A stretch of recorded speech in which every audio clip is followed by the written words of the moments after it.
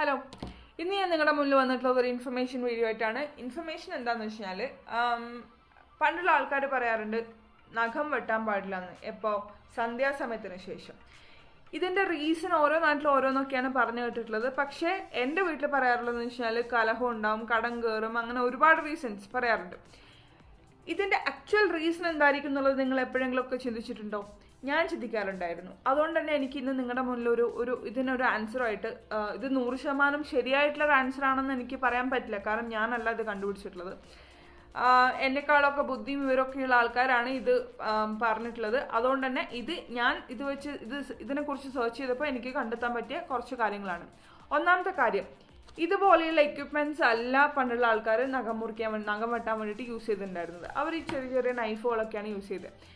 അത് കാലം കുറച്ച് കഴിഞ്ഞപ്പോഴാണ് ഈ ബ്ലേഡൊക്കെ വന്നിട്ടുള്ളത്. അപ്പം നിങ്ങൾക്ക് തന്നെ അറിയാം, ഡേ ടൈമിൽ ചെറുതായിട്ടൊന്നും ശ്രദ്ധിച്ചിട്ടില്ലെങ്കിൽ നല്ല ഡീപ്പായിട്ട് കട്ട് ചെയ്യാനുള്ള ചാൻസസ് ഒക്കെ ഉണ്ട് ഈ ബ്ലേഡ് വെച്ച് നഖം വെട്ടുവാണെങ്കിൽ, അറിയാലോ. അപ്പോൾ ഇതേ സിറ്റുവേഷൻ ഒരു അരണ്ട വെളിച്ചത്തിൽ, കാരണം ആ കാലത്ത് ഇലക്ട്രിസിറ്റി ഇല്ല, അതുകൊണ്ട് തന്നെ ചെറിയ ചെറിയ ചിമ്മിണി വിളക്കും പാനിച്ചുകളുടെയൊക്കെ സഹായത്താലാണ് അവർ സന്ധ്യയ്ക്ക് ശേഷമുള്ള പല കാര്യങ്ങളും വീടുകളിൽ ചെയ്തുകൊണ്ടുണ്ടായിരുന്നത്.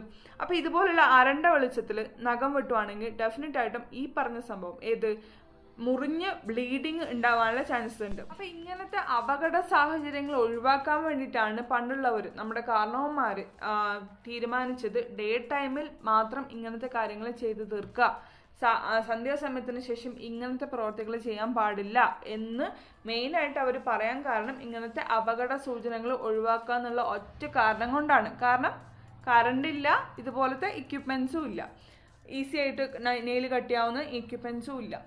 പിന്നെ ഇത് പക്ഷെ ആൾക്കാർ ഫോളോ ചെയ്യണമെങ്കിൽ ചെറുതായിട്ട് ദൈവത്തിൻ്റെ ഇൻവോൾവ്മെൻറ്റും കൂടി ഉണ്ടെങ്കിൽ ആൾക്കാർ ഭയന്ന് ഫോളോ ചെയ്യുമല്ലോ.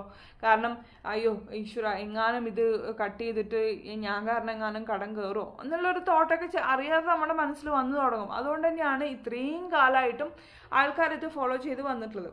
ഞാനിനി ഈ കാര്യം പറഞ്ഞതിൻ്റെ ബേസിൽ നിങ്ങളുടെ വിശ്വാസങ്ങളെ തകർത്തുടക്കാനോ ഒന്നുമല്ല, ചെറിയൊരു ഇൻഫർമേഷൻ നിങ്ങളിലേക്ക് എത്തിക്കണമെന്ന് തോന്നി, അതുകൊണ്ട് മാത്രമാണ് ഞാൻ ഈ ഒരു വീഡിയോ ചെയ്തത്. ഇത് ആക്സെപ്റ്റ് ചെയ്യാൻ താല്പര്യമുള്ളവർക്ക് ആക്സെപ്റ്റ് ചെയ്യാം. ചിലപ്പോൾ ചില ആൾക്കാർക്ക് തോന്നും ഈ ഇവളെന്ത് വിട്ടിത്ത ശുദ്ധ മണ്ടത്തര വിളിച്ച് പറഞ്ഞ് ഇതൊന്നും അല്ല ആക്ച്വൽ റീസൺ, വേറെയാണ് എന്ന് സയൻറ്റിഫിക്കായിട്ട് നിങ്ങൾക്ക് അറിയുമെങ്കിൽ അതും നിങ്ങൾക്ക് ഷെയർ ചെയ്യാം ഇവിടെ കമൻറ്റ് ത്രൂ. എന്താണെങ്കിലും ഇന്നത്തെ വീഡിയോ നിങ്ങൾക്ക് ഇഷ്ടപ്പെട്ടിട്ടുണ്ടെങ്കിൽ കമൻറ്റ്.